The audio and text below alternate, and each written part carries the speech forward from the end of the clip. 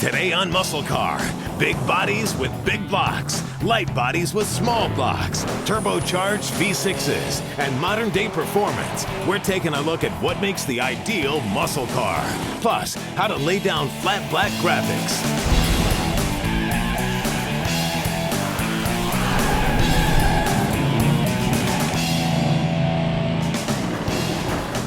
Hey, welcome to MuscleCar. We spend a lot of time working and BSing in the shop when the cameras aren't rolling. And one thing that always seems to come up is what is the actual definition of a muscle car? Now, we get a lot of input from a lot of different people, and depending on who you ask, you're likely to get several different answers. Now, Wikipedia states that a muscle car is a late 60s to early 70s American mid-sized car with an affordable price and a big engine. We've even had people say our 61 Impala project isn't a muscle car, but we say it is. With a big block and a 4-speed, what else could it be? In 61, Chevy wasn't the only one putting big engines in the sedans. Pontiac was all over it. In the early 60s, Pontiac dominated the strip and the track with its sleek and mighty Catalina. Mickey Thompson and Ray Nichols were racing Super Duty equipped cats, breaking speed, endurance, and quarter-mile records. Now, this 61 model may have never made it to the track, but it's got plenty of raw power to spare. The power plant was the versatile 389, which came in a variety of configurations. The baddest street engine was this 425A, which pumped out 348 horses. It got its name from the amount of torque it produced, but it was still a 389. They also had a Super Duty 389 pumping out 400 horses, but only about 25 of those were built. By 64, GM had killed off the Super Duty cats, following the decision to ban all racing activities in 63. But you could still get an angry big block in the form of a 421 dropping to a 2+2 Catalina. In 1961, the 389 had been bored out to 421 cubic inches by the one and only Mickey Thompson. Pontiac caught wind of these race-winning engines and started producing their own versions. Pontiac may be just a part of automotive history now, but man, what a legacy. Yeah, Pontiac was all about big cars and big engines. That's right. Well, manufacturers realized that it's power to weight that wins races. Not so much. Come on, look at the Comet Cyclone or the Falcon Sprint or even the Mustang that was based on the same chassis. Oh, come on. By 66, they pretty well had it dialed in with a Hypo 289 backed up by a 4-speed. Man, I don't know. I do. Mustangs came with 3 different breeds of engines to choose from in 66, all of them 289 V8 small blocks. There was the G code, which only made about 200 horse, and then you had the A code, which made another 25. But if you really wanted to break away from the pack, you could get the K code, High Performance 289. It was nicknamed the Hypo and was the most powerful engine available in a factory Mustang. This little pony could gallop up to 271 horsepower at 6,000 RPM and boasted 10.5 to 1 compression. The Hypo debuted in the 63 Fairlane and was first dropped in a Mustang in 65. Many people feel it was Ford's greatest small block engine. All right, true. The 66 Hypo by no means was a slouch. In 67, they widened the body to put in a big block. 68, they crammed in the 428 Cobra Jet, man. That thing ruled the streets and the track. Now, you're missing the point. They had to put a big block in it to make up for all the additional weight for making it bigger. Yeah, but it was fast, man. It was crazy fast. Yeah, and they didn't understeer at all. We just going straight, cuz. Just straight. Now, it's true that Shelby Cobra Jet Mustangs weren't exactly plentiful. Less than 1,200 were produced in 68. But that's because it took a certain kind of crazy to order something that was basically a race car for the street. Up front, a classic Shelby front end with 4 big lamps and a massive scoop to keep that big block cool. Let everybody know this wasn't a 6-banger stain. Underneath all that aerodynamic flash lay the heart of a beast, a 428 Cobra Jet. With a 735 CFM Holly perched on top, Ford claimed a horsepower output of 335. Yeah, right. That number was pulled out of somewhere because Big Brother was looking over their shoulders and they were trying to keep the insurance costs down. These cars were meant to be raced, and inside, safety was a key component. Inertia reel shoulder harness and seat belts hold the driver and passenger securely in place, while a roll bar runs overhead. Man, it's crazy to think that $4,500 would park one of those in your garage in '68. Nowadays, they're worth more than the garage and probably the house attached to it. Coming up, a little car that gave the big three a run for their money.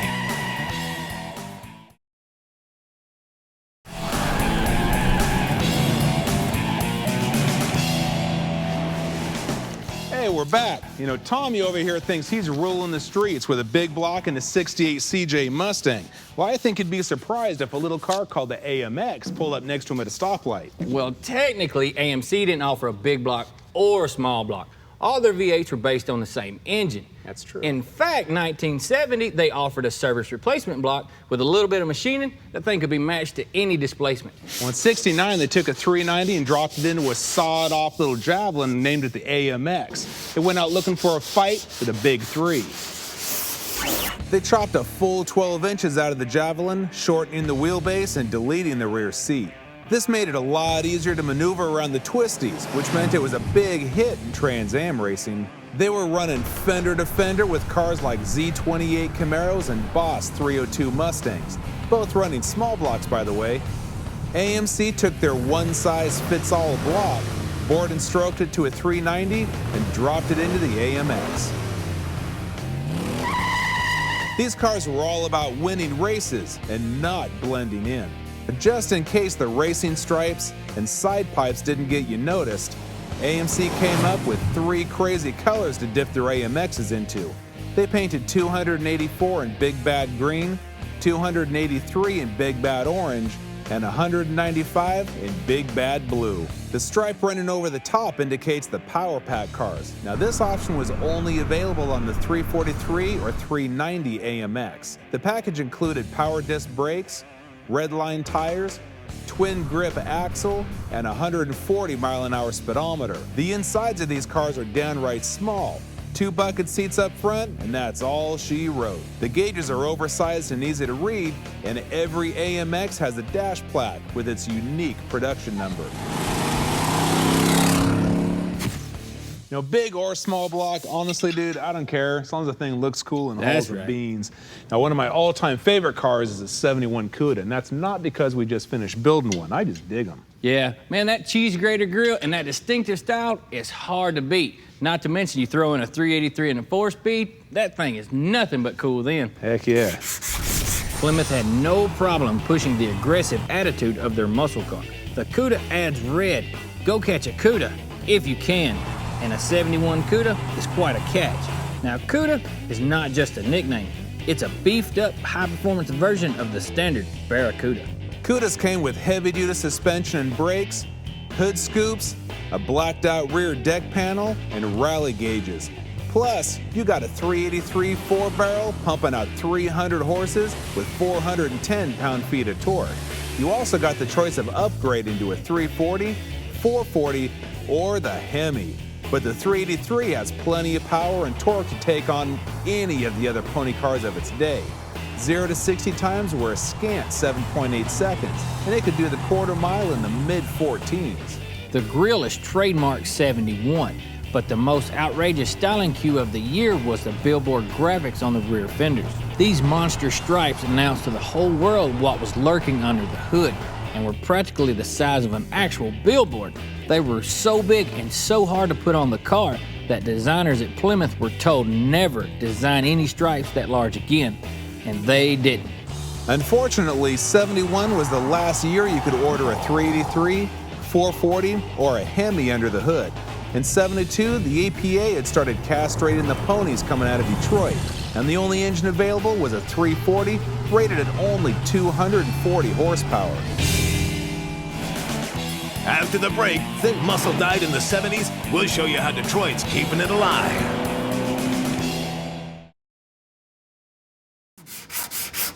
Welcome back. We're just hanging out, chewing the fat about muscle cars. For most people, the last real muscle car was built in '73. Yeah, but if you dig a little deeper, you can find some choice iron into the '80s and even the '90s. I mean, look at the 1984 Hearst Old. That thing helped carry on the legacy of the Hearst name. In the car world, there are some names that just go together. Shelby and Mustang, Yenko and Camaro, and who could forget?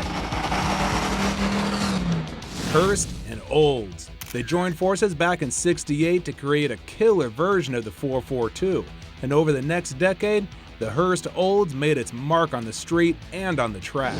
When performance made a comeback in the early 80s, the name returned for just 2 years. The 83 and 84 were practically twins, only the colors were flipped. The 84 Hurst Olds started off as a Cutlass, just like earlier models. Then Olds woke it up with an exclusive paint job, enhanced by red racing stripes and bumper sticker-sized decals.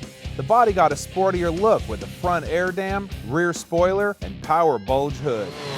Underneath it was the top shelf 307 V8 featuring a high-performance cam. Dual exhaust gave it a sound that announced this wasn't your father's Oldsmobile. It made 180 horse, which for the time, for the size of the car, wasn't too shabby. The only other car in its class that could top that was the Buick Grand National, which got 205. Yeah, it was a solid little performer in its day, and it held its own until Buick knocked its doors loose with the GN and then the Ultimate, the GNX. And it was outrunning just about anything and everything that Detroit was putting out at the time. Yes, it was. The Buick GN was able to outrun most other cars of the day, but the 87 was the last year for that option. Buick was retiring the Grand National that year and wanted to send it off with a bang. So they partnered up with ASE McLaren to produce a more powerful version and dubbed it the GNX. Lurking under that black hood is the standard turbo V6 engine. Nowadays, the big three are having some trouble, and some people think that true muscle is about to disappear. Well, hey man, don't think for a second that modern muscle cars are dead. I mean, look what the big three is putting out. You're right. They're all putting out some pretty serious sheet metal, you know? And don't forget that 2010 Mustang GT we just got our hands on too. Yeah, man, that thing was no joke. That thing straight out the box could punish the rear tires. And with the help of Chip Foose and some aftermarket companies, we got to see what a true modern-day muscle car could become. Hell yeah. Well, we knew there was a lot left in this pony, and Chip Foose showed up to give us a hand bringing out its inner stallion. He started by sketching out the car, then added color until he had a solid rendering to go by. Once that was done, it was only a matter of making the car match. It started with a teardown and repaint complete with graphics and the installation of a Roush body kit. A MagnaFlow exhaust went underneath, and new wheels and tires filled out the wheel wells. With the car looking good, we turned our attention to the performance. An Edelbrock supercharger was bolted in place so our pony could back up its new image, and bare brakes were bolted on to scrub off all that newfound speed. Bigger sway bars coupled with lowered springs and new struts keep those tires planted on the pavement. With everything finished up, it was time to cruise. And one thing's for sure, muscle cars have had their ups and downs, but the latest crop out of Detroit is just as true to the core of American muscle as any big block pony car from yesteryear. Well, man, we may not agree on what the ideal muscle car really is, but hey, and there's a lot of cool cars out there. Yeah. If you enjoy riding in them, driving them, or even working on them, it's all good. That's true, but you know what? My Hypo Mustang would still knock the fight right out of your big block Catalina. What? Nah, don't think so. I know so. Talk's cheap, cuz. Talk's cheap. Check the stats. Up next, paint tech that'll transform your ride in no time flat.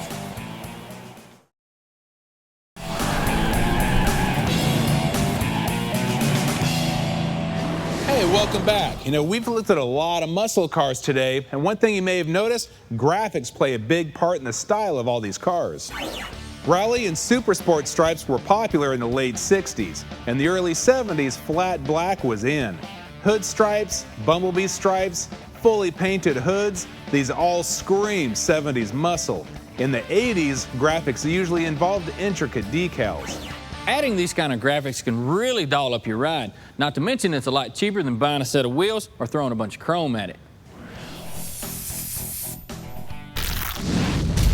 Build on a budget. Muscle car projects that save you time and money. Flat black stripes can make a dramatic difference, whether you're working on a 70s Mopar, a new Camaro, or even a late model pickup. Now the first thing you need to do is choose your paint, because flat black comes in a lot of different finishes depending on if you're going for an original look or completely custom. Now this panel is 100% flat and mimics the look of an original Mopar. But that may be a little too flat for what you're looking for, so we went ahead and sprayed a couple more panels to see what we liked. Now this one has 10% gloss clear and this one has 25% gloss clear. You can adjust the ratio of flat clear to gloss clear until you get what you like. Just remember, mark the back side of the panel so you can recreate it once you decide. Before you can spray on any paints, you got to lay out your design. If you're trying to recreate that factory graphic, there's kits available to give you the exact measurements for the layout. If you're doing a little more custom style like we are, all you need is a little bit of imagination and some tape. This 3M 2323 tape rocks. It doesn't pull on the corners, it's easy to maneuver, and it totally stops bleed through. And when you're laying out a design, it's easily pulled up and repositioned. Oh yeah, what I was looking for. Now all I gotta do is scuff it. I'm starting with 600 grit to knock off the shine and smooth out the surface. Next, go over it with a red Scotch-Brite to knock down any of the remaining shiny spots.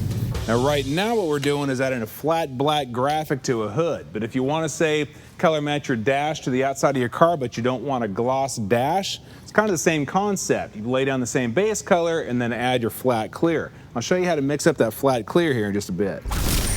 I'm laying down 2 coats of straight toner black base coat with a little bit of reducer. Now don't go overboard with the paint, or you'll end up with a big old tape edge. Now the actual application of a flat clear versus a shiny clear is pretty much the same, but what you do have to remember is that in a flat clear, there's no going back and sanding out little imperfections. What you got is what you got. So what I like to do is grab some fine grit sandpaper and a little 330, go over and nib it just to make sure we're clean before the clear goes on. Right, now keep in mind that flat clear is a lot like metallics in that there's heavier solids in there that have a tendency to settle out to the bottom. So make sure you put it in the shaker, get all that stuff mixed up before you start spraying. We've also had quite a few emails asking about how did we get that finish on all the lenses and the headlights on the Foose Mustang. Well, this is how, so pay attention. We'll consider that 100% of flat clear. We'll come in with 12.5% of the gloss. And don't forget your hardener. And remember, the flat clear takes a little bit less hardener than the gloss does. And that's about it. You can also throw in a splash reducer to help control your dry time and help it flow out a little bit better. I'm laying down 2 thin wet coats of clear. Now again, to avoid a big tape edge, you don't want a lot of buildup. Now after the first coat looks dull, you can come back with the second. Now don't worry if it starts looking a little splotchy. It'll even out as it dries. Once it's totally dry, you can carefully unmask it and check out your new masterpiece. Cause that flat black sure does dress up that plain white hood. Yeah, it does. Not a bad investment of a couple hours, huh? Not bad at all. You know anybody that can pull some stripes on this thing? Yeah, I think I know someone I can hook you up with. But dude, for this week, we're out of time. So until next time, we're out of here.